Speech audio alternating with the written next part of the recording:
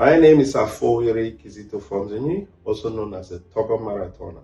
In some traditional settings, they call me Formikile, which means the general of running, a title that was bestowed on me by the head of my village, Banso.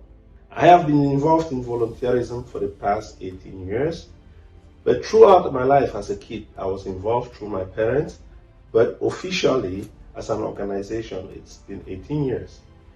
And what happened was that I got initiated in this whole great world of social entrepreneurship when I was doing my MBA at St. Thomas University. So I ended up realizing that the world of social entrepreneurship, and ended up starting this organization called Amom Foundation.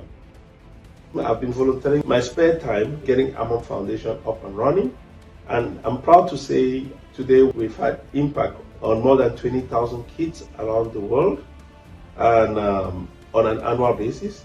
And most of all, recently we did the first household-based assessment for kids between the ages of 6 and 16 in Cameroon, where we recruited more than 180 volunteers to be able to do assessment for these kids in 2 different regions in Cameroon.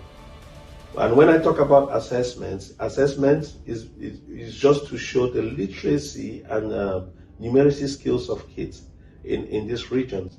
And the interesting thing is that one region has been impacted by instability, another region is a little bit stable. So we had to do a comparative analysis to basically show the impact of instability on education. And great of all, the most interesting thing is that we did it in partnership with the Power Network, which is an international organization we've been working together with. And Cameroon, we as an organization, we are representing Cameroon. It was an all-inclusive assessment, the Ministry of Basic Education, National Bureau of Statistics. And the results just basically show that we have a reading crisis in Cameroon. 98% of the children could not read level 2, grade 2 material. And when I say grade 2 material, we mean up to the level of a story level.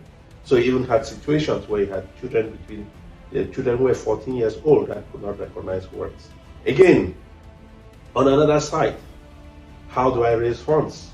I've been raising funds through running marathons. Up to today, I've covered over 360 miles in running through 15 marathons.